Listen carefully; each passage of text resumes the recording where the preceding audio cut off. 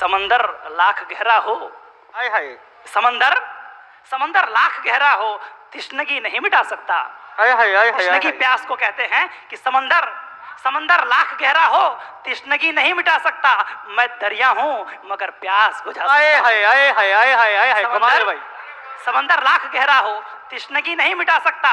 मैं दरिया हूँ मगर प्यास बुझा सकता हूँ। और खुद को मशाल समझने वालों ये याद रखो, खुद को मशाल समझने वालों ये याद रखो, मैं तीली हूँ मगर आग लगा सकता हूँ। हाय हाय हाय हाय हाय हाय। अभी इन्होंने बताया कि संविधान में नहीं लिखा है कि भूमि पूजन शब्द का प्रयोग करना चाहिए या भारत माता की जय कहनी चाहिए। एक बार इनसे पूछे कि दिन भर में कितने ऐसे कार्य करते हैं जो संविधान में लिखा हुआ है और कितने ऐसे कार्य नहीं करते हैं जो संविधान में नहीं लिखा हुआ है। तो मुझे लगता है कि ये बहुत विकृत मानस। अगर क्रुद्ध भी हुई नियति तो उसे न्याय हित क्रुद्ध करेंगे, किंतु श्वास के महामरण तक अंधियारों से युद्ध करेंगे। ऐसी कालजयी रचनाएं लिखने वाले यानी कि रचना करने वाले रचनाकार अनन्य देवरिया, जिनका पूर्व में नाम रहा है आनंद सागर। तो आनंद सागर से अनन्य देवरिया बनने तक का सफ़र कैसा रहा, एक इंजीनियर कैसे कविता के क्षेत्र में महारथी बन गया और संपूर्ण राष्ट्रीय टीवी पर भी सोशल मीडिया पर भी आते रहते हैं समय समय पे। आप लोग देखते होंगे, सुनते भी होंगे, तो किसी परिचय के मोहताज तो है नहीं और थोड़ी सी टाइम की कमी है, तो इसलिए मैं इंटरव्यू को शुरू करता हूं। और आपको यहाँ पे लाने का श्रेय इतना बड़ा कोई शख्सियत इतनी बड़ी रखता है और एक छोटे से देवरिया का है।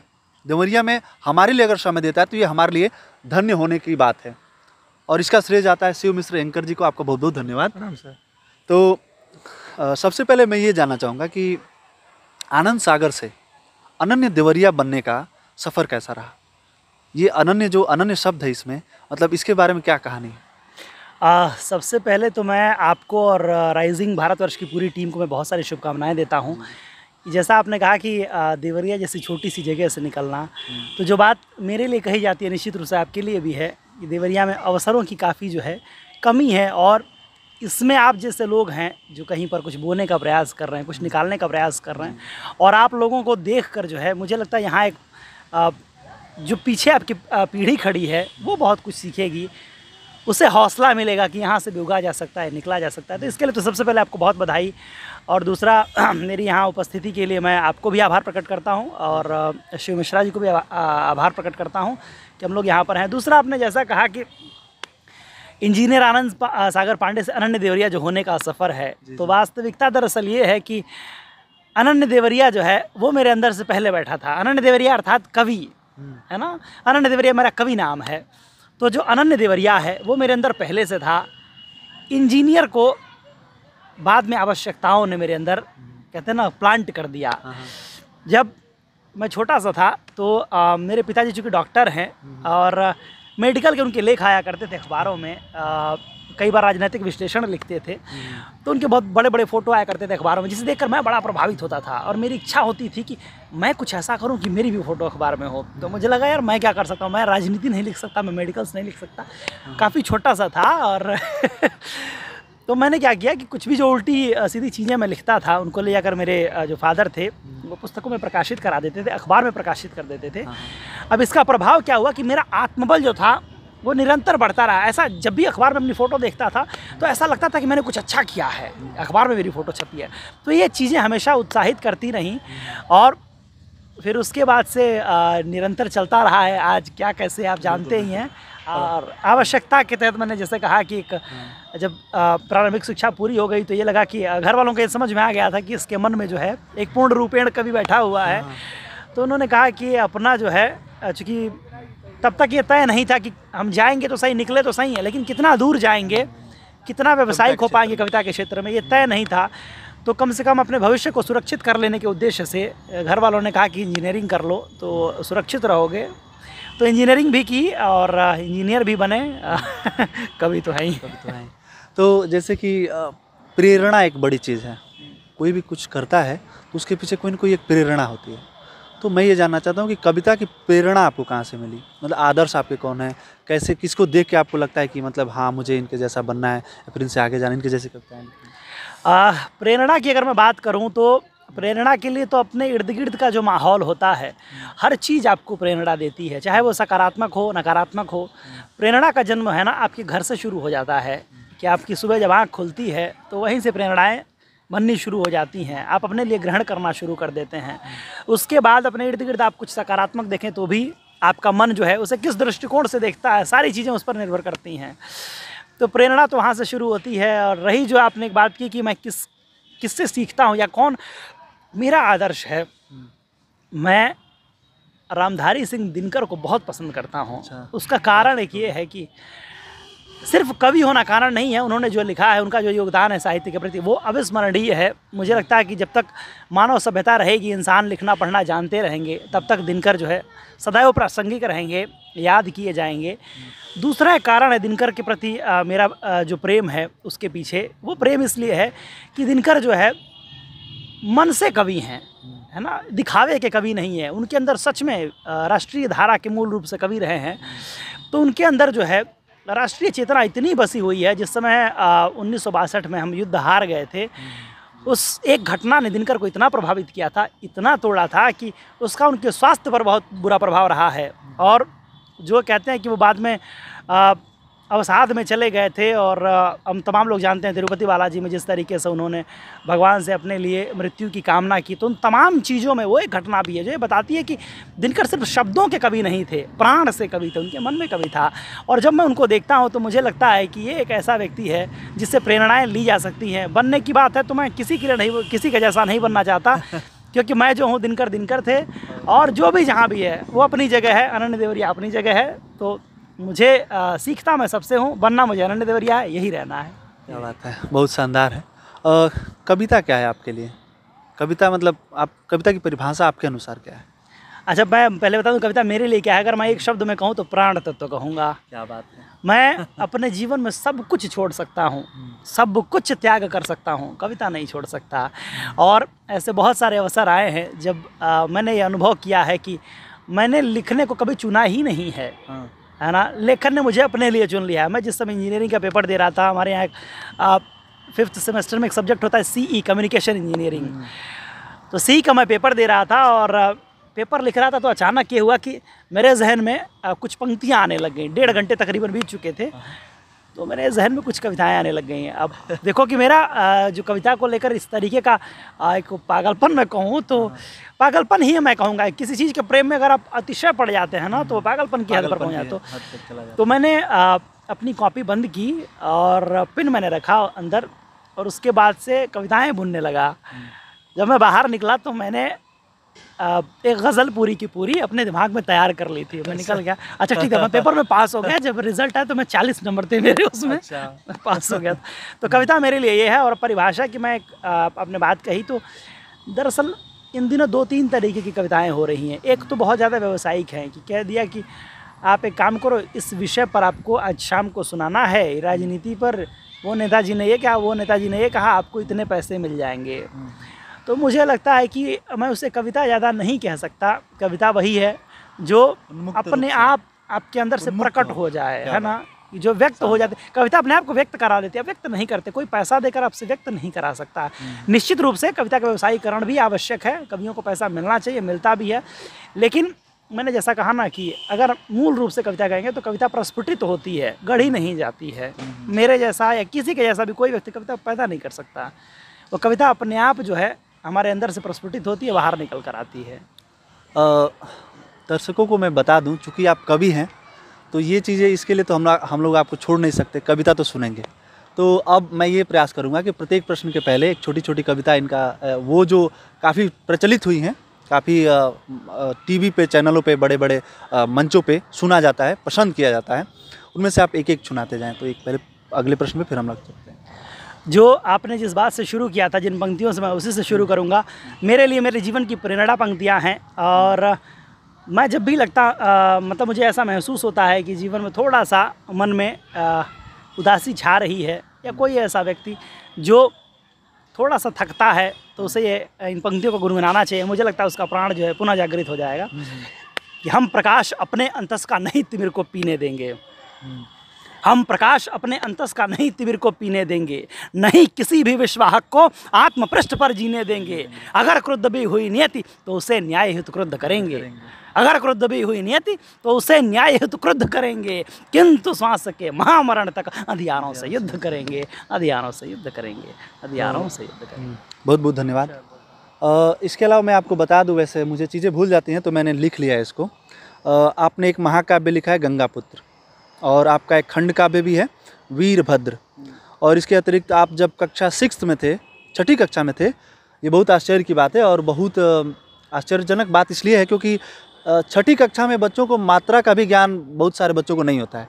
उस उम्र में एक पूरी किताब लिख देना, और उस किताब का नाम रहा एक आवाज़ शायद, और कक्षा 6 में जब आप थे तब आपने इसको लिखा था। इसके अलावा आपकी 2 और किताबें भी आ रही हैं, सुनो मैं बदचलन और मैं रहा हूँ सदा आकलन से परे। ये 2 किताबें आपकी नई आने वाली हैं, तो इसके बारे में हम जानना चाहेंगे।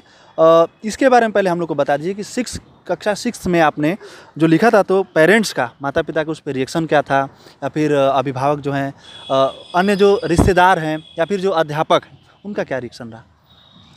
अच्छा, मैं बताऊं कि मैं इस मामले में बहुत ही भाग्यशाली व्यक्ति हूं कि मुझे प्रोत्साहन बहुत मिला है। चाहे मैं अपने घर की बात कहूं, या मैं जहां पर जिन लोगों के बीच में रहा हूं, मेरा जो एक फ्रेंड सर्कल रहा है, जो मेरे अध्यापक रहे, उन लोगों ने मुझे बहुत प्रोत्साहित किया हमेशा। जैसा मैंने कहा कि मुझे ये चीज़ें आसानी से प्राप्त हो जाती थी कि मैं कुछ भी लिखता था तो अखबार में आ जाता था, या कई बार जो है पुस्तकों में आता था, तो ये चीज़ मुझे उत्साहित करती थी। और हम एक पुस्तक के विषय में, आपका प्रश्न मैं थोड़ा सा भूल रहा हूँ, मैं पुस्तक के ही विषय में बात कर लेता हूँ। तो जब मैंने लिखना शुरू किया तो अच्छा, एक इससे बहुत जुड़ी महत्वपूर्ण घटना मैं बताता हूँ। मेरे फादर के एक मित्र हैं, उसमें उस पुस्तक में एक लव स्टोरी है। अच्छा। बड़ा छोटा सा था मैं, तो मैंने एक लव स्टोरी उसमें लिखी हुई है। तो उसको पढ़ने के बाद मेरे पिताजी के एक मित्र ने कहा, उनसे बात कर रहे थे वो लोग, तो उन्होंने कहा कि डॉक्टर साहब लड़का हाथ से निकल गया है। तो मुझे वो बात उस समय समझ में नहीं आई, आज समझ में आती तो मैं बड़ा हंसता हूँ। और ये देखिए कि उनकी ये बात जो है मुझे ये बताती है कि मैं अपने उद्देश्य में सफल था। किसी भी कविता का, किसी भी कहानी का उद्देश्य यही है कि वो पाठक को जो है रियलिस्टिक लगना शुरू हो जाए, तो वो आपकी सफलता है। उन्होंने ये सोचा कि ये मेरे अपने जीवन की घटना है, जबकि मैं एक 6वीं में पढ़ने वाला छात्र था, जिसे प्रेम का मैं कहूँ तो ज्ञान तो बहुत दूर है, प्रेम शब्द का भी ठीक रूप से ज्ञान नहीं था। तो वो ये चीज़ें आभास दिलाती हैं कि उसमें मेरी एक कविता है जो मुझे आज भी बहुत प्रिय है। मैंने लिखा था कि मैं कहता हूँ ना कि ये ईश्वरीय गुण है, यही चीज़ें सिद्ध करती है। मैंने लिखा था कि भीड़ में तुम्हारा साथ महसूस करा देती है ज़िंदगी, तन्हाइयों में अक्सर उड़ा देती है ज़िंदगी, मैं तुम्हें हरदम इस दिल में रखता हूँ, मगर दुनिया के आगे भूला सा बना देती है ज़िंदगी। हर रोशनी में तुम्हारी कमी महसूस होती है, मैं अपने दिल के अंधेरे को तुम्हें कैसे दिखाऊँ, जो याद मुझसे जुदा होती है तो जल जाता हूँ, तू बता उस याद को कैसे जलाऊँ। कुछ और भी चीज़ें मुझे याद नहीं इसमें पंक्तियाँ, लेकिन ये आप सोचिए कि 6वीं कक्षा में पढ़ने वाला बालक लिख रहा है, तो जिसमें प्रेम की अनुभूति है। और मुझे लगता है कि उस आयु में आदमी इतना भी सक्षम नहीं होता है कि वो प्रेम को परिभाषित भी कर सके। तो ये ईश्वरीय गुण है, और बस मुझे लगता है कि चुन लिया कविता ने मुझे अपने लिए, तो हम भी लगे हुए हैं।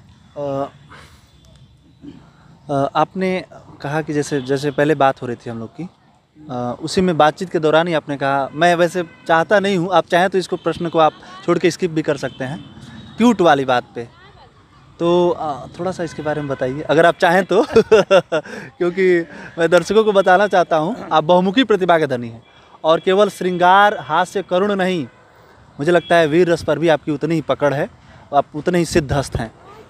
तो आज मैं मंच से मूल रूप वाले शब्द पे, हाँ, मैं मंच से मूल रूप से वीर रस का ही कवि हूँ। अच्छा, ये क्यूट वाले जो शब्द पर ये प्रकाश डालना चाह रहे हैं, क्योंकि मैं इसमें एक दो शब्द ऐसे हैं, हमारे यहाँ उसका अर्थ जो है बड़ा सामान्य है, बाहर जो है, इसके बाहर, चूँकि हरियाणा, राजस्थान, दिल्ली, वहाँ जो है वो एक अलग शब्द है, मैं उसका उपयोग नहीं करूँगा। बस ये समझ लो, क्यूट का मतलब होता है, अगर किसी लड़की ने आपको क्यूट कहा है तो ये मान के चलो कि आप कटने की तरफ अग्रसर हैं, जल्दी ही आपका काट दिया जाएगा। आप कटने वाले हैं, मतलब आपका कटने वाला है। तो अब मैं अगला प्रश्न ये है कि जैसे आपने कहा कि आपने कोई संस्था एक ऑर्गेनाइज की है, या कहूँ कि फाउंडर हैं उसके आप, है ना? उस संस्था के बारे में थोड़ा सा हमको बताइए, क्योंकि साहित्य के क्षेत्र में आपका योगदान कई लोगों से मैंने सुना भी है, पढ़ा भी है और देखा भी है मैंने। तो किस प्रकार की संस्था है, कैसे काम करती है, हमारे दर्शकों को थोड़ा उसके बारे में बताइए। ये मुझे लगता है कि मैंने अपने जीवन में अगर कुछ गेन किया है, हम अपने लिए तो तमाम लोग कर लेते हैं, मैंने भी कर लिया है, मेरा भी जीवन चल रहा है। हम जब भी समाज का प्रतिनिधित्व करते हैं तो हमारे साथ एक बड़ा अच्छा किसी का कथन है कि बड़े पद के साथ बड़ी जिम्मेदारियां आती हैं, है ना, बहुत निभाना पड़ता है। तो ये चीज़ ठीक है कि मुझे समय के साथ अनुभव हुई, और मैं बहुत ईमानदारी से कहूँगा कि मैंने संस्था का गठन इसलिए नहीं किया था कि मैं सामाजिक सेवा करूँगा। उस समय 2014 की बात है, ये था कि ट्रेंड था कि गुटबंदी खूब मंचों पर है कि तू मुझे बुला, मैं तुझे बुलाऊंगा, और आप उससे बाहर नहीं हो सकते। मंचों पर ये बहुत है, तो हम जैसा जो भी है उससे बाहर नहीं जा सकता। तो मुझे लगा यार कि कुछ ना कुछ तो करना ही है। तो 2014 में मैंने एक अपनी टीम गठित की, राष्ट्रीय साहित्य चेतना मंच के नाम से। शुरुआती दौर में बहुत कम लोग थे, तो मैं और मेरे मित्र हैं मनु बदायूनी, जो राष्ट्रीय साहित्य चेतना मंच के राष्ट्रीय अध्यक्ष हैं। तो हम लोगों ने डिस्कशन किया और ये टीम गठित की। तो हमारा उद्देश्य था कि हम लोग जो कवि सम्मेलन करते हैं वहाँ हमारी टीम जाएगी, परफॉर्म करेगी, और जो भी पैसे आएंगे वो सारा हमारी टीम के पास रहेगा, और अतिरिक्त इसके कि कुछ संस्था के कोष में जाएगा। तो इस उद्देश्य से हमने शुरू किया, हमने पैसे भी कमाए, कार्यक्रम भी किए। लेकिन कुछ समय बाद ये महसूस हुआ कि ये निरंतर प्रक्रिया ये तो चलती रहेगी, और हम इसके लिए नहीं आए थे, हम कुछ और भी दे सकते हैं समाज को। तो हमने वहाँ से अपनी धारा बदली, और आज के समय में आपको जानकर अच्छा लगेगा कि तमाम बच्चों के लिए हम लोग पढ़ने का इंतज़ाम करते हैं। वृद्धाश्रमों में हम लोग जो रहने वाले लोग हैं उनके लिए वस्त्रों का इंतज़ाम करते हैं, कई बार खाने पीने का इंतज़ाम करते हैं, मनोरंजन जो कवि सम्मेलन है हम लोग आयोजित करते हैं, और ये सारा हम लोग अपने खर्चे से करते हैं। मैं अपनी संस्था के सदस्यों का मैं विशेष आभार व्यक्त करना चाहता हूँ। मैं चूँकि हूँ तो मैं नाम भी ले लूँ उनका। जैसा मैंने बताया, मनु बदायूनी जी मेरे बहुत अजीज़ मित्र हैं। अतिरिक्त इसके राष्ट्रीय साहित्य चेतना मंच के राष्ट्रीय अध्यक्ष हैं। सुनील सबरंग जी राष्ट्रीय महासचिव हैं, हरियाणा से हैं, और कमाल के शायर हैं। सुमित भारद्वाज संस्था के कार्यकारी अध्यक्ष हैं, मेरे बहुत अजीज़ छोटे भाई हैं, कल उनकी शादी हुई है। अच्छा। बहुत ही प्रतिभाशाली हैं। सीमा संजय चतुर्वेदी जी जो महाराष्ट्र की टीम देखती हैं, नेशनल टीम में हैं, वो सचिव के तौर पर कार्यरत हैं। और ये जो लोग हैं, अन्य तमाम लोग हैं, सिराज अली जी हैं जो उत्तर प्रदेश की टीम देखते हैं, नीतीश भारद्वाज हैं। तो ये लोग हैं जो मुझे लगता है कि सफलता का कारण है मेरी संस्था के। इस समय तकरीबन 30,000 सदस्य हैं मेरी संस्था में, और साल के हम कम से कम 150 से 200 आयोजन करते हैं, जिसमें साहित्यिक हैं, सामाजिक गतिविधियाँ, तमाम चीज़ें मिलाकर। तो मुझे लगता है मेरे जीवन में अगर मैं कुछ अच्छा कर सका तो शायद वो ये काम है।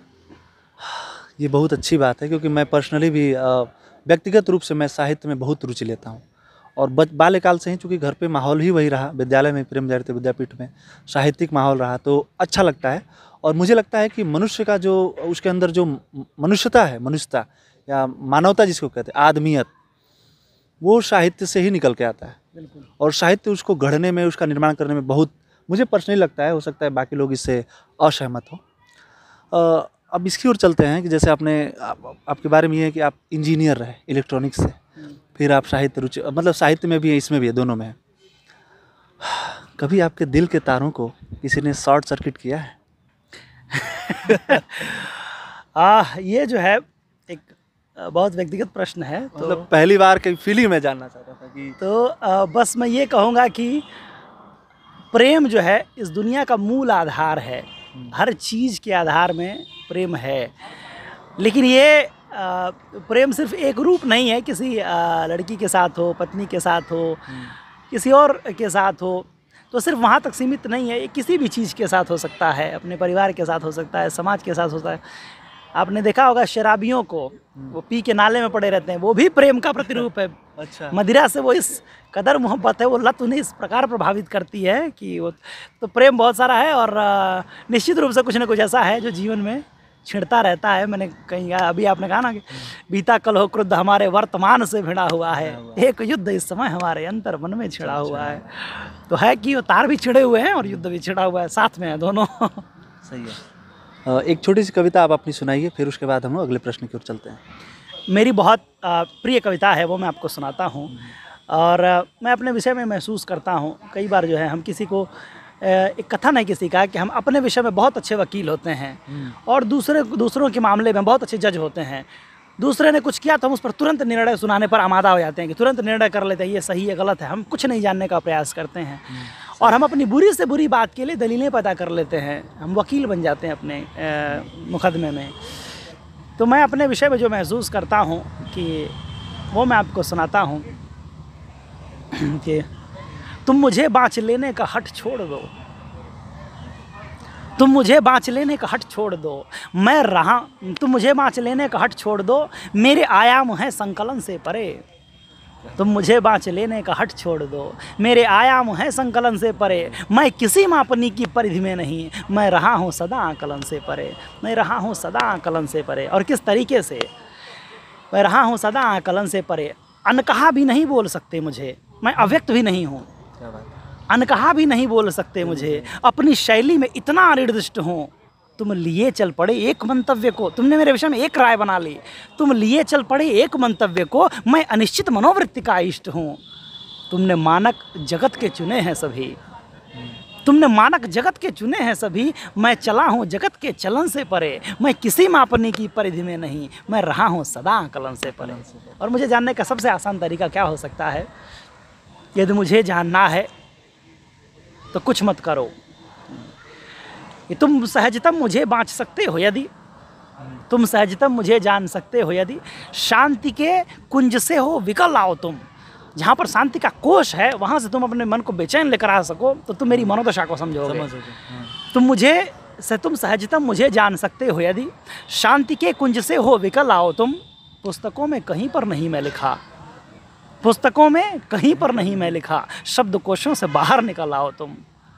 यदि मुझे बाँचना है तो कुछ मत करो, यदि मुझे बाँचना है तो कुछ मत करो, मैं स्वयं व्यक्त हूँ हर कथन से परे, मैं किसी मापनी की परिधि में नहीं, मैं रहा हूँ सदा आकलन से परे, मैं रहा हूँ। बहुत शानदार कविता। अब जैसे आप हिंदी में कविता कर रहे हैं अभी, इंटरव्यू के पहले हमने बात की थी तो उसमें हमको पता चला, वैसे मुझे जानकर बहुत ही ज़्यादा खुशी हुई कि आप प्रारंभ में अंग्रेजी में लिखते थे और इस समय आप हिंदी उर्दू, तो अंग्रेजी वाला छूट गया या फिर उसमें भी लिखते हैं भाषा? मैं बताऊं कि चूँकि जैसा मैंने बताया कि मैं मंचों से जुड़ा हुआ हूं और मंचों पर मेरा निरंतर आना जाना है, तो मंचों पर हिंदी और उर्दू की जो कविताएं हैं भारत में सर्वाधिक स्वीकृत हैं। अंग्रेजी की कविताओं का पाठ जो है अभी हमारे यहाँ शुरू नहीं हुआ है, जिस दिन शुरू होगा मैं उस दिन हो सकता है प्रासंगिक हो जाऊँ, लेकिन अभी छूट गया है। मैं बताऊँ लिखना हुआ काफ़ी समय तक, अभी 3-4 साल पहले भी, लेकिन पठन पाठन कहीं पर है नहीं तो चीज़ें याद नहीं हैं। मैं उर्दू की 1-2 नज़में 1-2 गज़लें मैं आपको ज़रूर सुनाऊंगा जिसमें आपको हो सकता है आनंद आए। सबसे पहले मैं आपको एक सुनाता हूं कि आप कुछ अगर विशेष सुनना चाहें तो बताएं। प्रेम परी सुना दीजिए, क्योंकि आप सभी परिधियों से परे हैं, आकलन से परे हैं, तो मुझे लगता है प्रेम ही वो भाव है जो व्यक्त कर सकता है आपको बांध सकता है। अच्छा, क्या होता है कि आपकी जो प्रेमिका होगी सही, आप तो पत्रकार हैं और पत्रकारों की होती भी है तो क्या होता है कि वैसे अभी कोई है नहीं, मैं चलिए ठीक है। नहीं मैं बता ना कि जब आप लोगों के बीच में तो ऐसा ही कहना चाहिए, जब तक आप ऐसा नहीं करो तब तक दूसरी कहाँ से मिलेगी। एक्सपोज कर देंगे, पूरा खोल के रख देंगे। हाँ, मतलब ये होता है ना कि जहाँ न पहुँचे रवि वहाँ पहुँचे कवि, ये चरितार्थ हो रही है। एक कहावत है ना कि किसी भी लड़के से पूछ लो तुम्हारी प्रेमिका है तो कहता है नहीं मैं सिंगल हूँ। किसी लड़के से पूछ लो कि तुम सिंगल हो तो कहते नहीं मैं एंगेज हूँ, मेरा बॉयफ्रेंड। सारे लड़के सिंगल हैं तो सारी लड़कियों के बॉयफ्रेंड आ कहाँ से रहे हैं है ना। तो कहने का आशा है कि छुपाते रहना चाहिए ताकि आप अगली जगह प्रयास कर सकें, आपकी चेष्टाएं सफल हों। राम। तो मैं यही कह रहा था कि अपनी ज़िंदगी में आप पीछे मुड़कर देखें कि अचानक जा रहे हैं और आपकी पहली वाली प्रेमिका आपसे टकरा जाए, और जब वो पहली वाली प्रेमिका टकरा जाए तो क्या अनुभव हो, और वो उस तरीके से मिले जैसे कभी आप जब पहली बार मिले हों, या आपने जब कहीं किसी पार्क में, जैसे आज यहाँ बैठे किसी पार्क में कोने में छुपकर जब आप बात कर रहे हो, तो उस तरीके से अगर मिले तो आपका मन किस तरीके से आपको छेड़ सकता है, किस तरीके से अपनी बातें पहुँचा सकता है। किसी उलझन ने कब्जा कर लिया है मेरे कदमों पर, किसी उलझन ने कब्जा कर लिया है मेरे कदमों पर, मैं लिखता जा रहा हूँ कब से अपना नाम सदमों पर, कोई एक टीस दामन से लिपट कर गुनगुनाती है। सदमों का क्या वहाँ पे? हादसों। अच्छा, सदमा, हाँ ठीक। हाँ, ये मैं इसको बाद में एक्सप्लेन करूँगा। एक बार कविता से हम गुजर लेते हैं कि किसी उलझन ने कब्जा कर लिया है मेरे कदमों पर, कि तुम्हें इतने दिनों बाद अनायास ही देखने के बाद अब मुझे समझ में नहीं आ रहा मैं आगे बढ़ूँ कि पीछे बढ़ूँ, है ना। किसी उलझन ने कब्जा कर लिया है मेरे कदमों पर, मैं लिखता जा रहा हूँ कब से अपना नाम सदमों पर। कोई एक टीस दामन से लिपट कर गुनगुनाती है, हंसी होठों तलक पहुँचे तो पलकें भीग जाती हैं। गई इस नींद आँखों से हज़ारों ख्वाब बेघर हैं, गई इस नींद आँखों से हज़ारों ख्वाब बेघर हैं। मेरे भीतर किसी कोहराम के खामोश मंजर हैं। हकीकत है तुम्ही से है मिला मुझको ये नजराना, हकीकत है तुम्ही ने है दिया मुझको ये नजराना। मेरे दिल ने मगर तुमको कभी मुजरिम नहीं माना। कभी लगता है जो कल था, कभी लगता है जो कल था वो सब वैसे का वैसा है। कहीं कुछ तो हमारे दरमियाँ पहले के जैसा है, कहीं कुछ तो हमारे दरमियाँ पहले के जैसा। और किस तरीके से है, तुम्हारी याद की आगोश में तन्हाइयाँ मेरी, तुम्हारी याद की आगोश में तन्हाइयाँ मेरी। किसी तूफ़ान की जद में खड़ी रानाइयाँ मेरी, मेरी सांसें लगी पढ़ने अभी से मरसिया मुझ में। तुम्हारे बाद से बैठा है कोई हादसा मुझ में, जिया है मैंने एक अरसा खुदी से अजनबी होकर। रही है ज़िंदगी मुझ में फ़कत एक बेबसी होकर।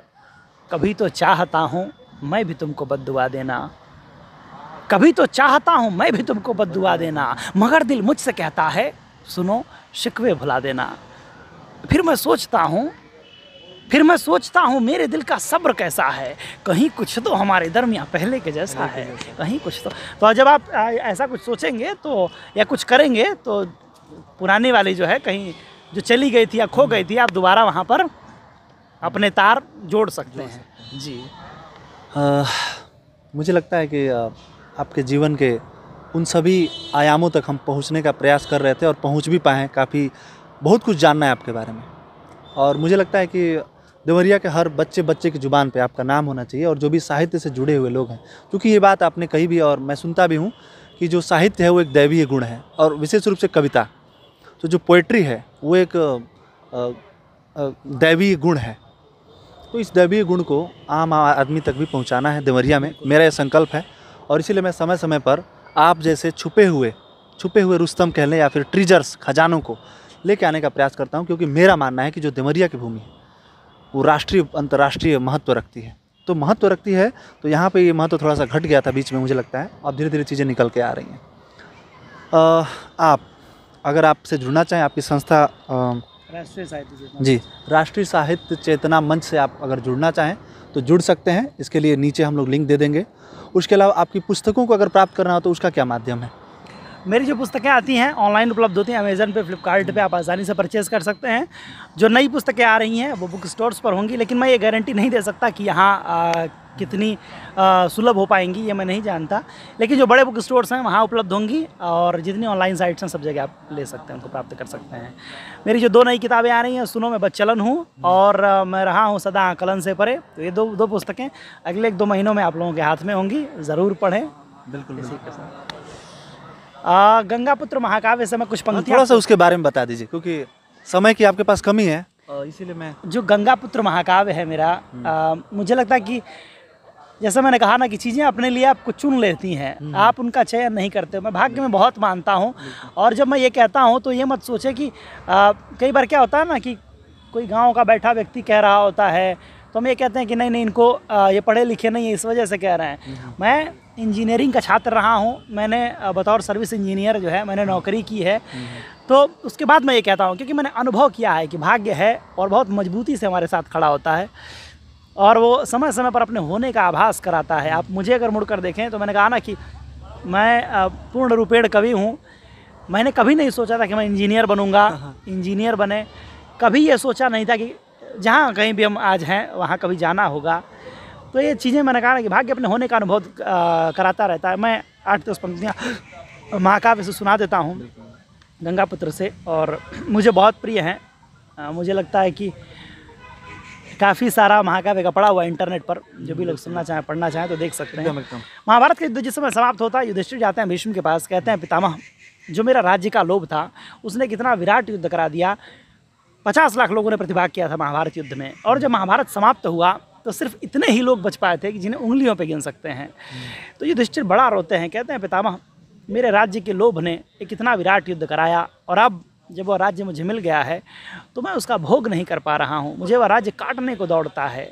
मेरा जो सिंहासन है ऐसा प्रतीत होता है कि वह मेरे भाइयों के शवों पर टिका हुआ है।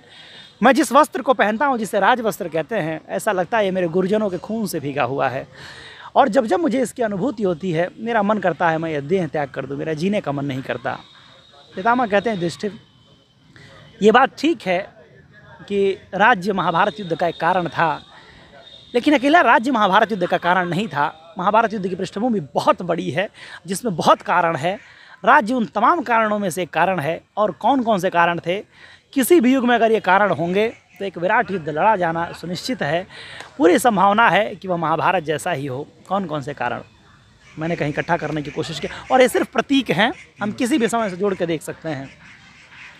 जब द्रौपदी धृतराष्ट्रों के अंधेपन पर मुस्काएगी, जब द्रौपदी धृतराष्ट्रों के अंधेपन पर मुस्काएगी, जब कुंती नवजात शिशु को धारा पर धर आएगी, जहाँ भीष्म के भय से गांधारी का संवर होना है, जहाँ शकुनियों के सीने पर प्रतिशोधों का ढोना है, जहाँ पांडव चौसर पर द्रौपदी का दांव लगाएंगे, जहाँ दुशासन चीर खींचने सभा मध्य आ जाएंगे, जहाँ सभापति अपने नैतिक नेत्र फोड़ कर बैठे हों और पितामह भीष्म सभा में मौन ओढ़ कर बैठे हों, जब पांचाली रक्त स्नान का निश्चय मन में कर लेगी, युद्धों का परिणाम भूल प्रतिशोध हृदय में भर लेगी, जब स्वयं केशव ही युद्ध हेतु पांडुकुल को उकसाएंगे और सारथी बनकर स्वयं रणभूमि में आ जाएंगे। हे धर्मराज तब तब ऊपर, हे धर्मराज तब तब ऊपर खूं कत्लो गारत है, हे धर्मराज तब तब ऊपर खूं कत्लो गारत है। युग चाहे कोई भी हो, एक महाभारत है, एक महाभारत है।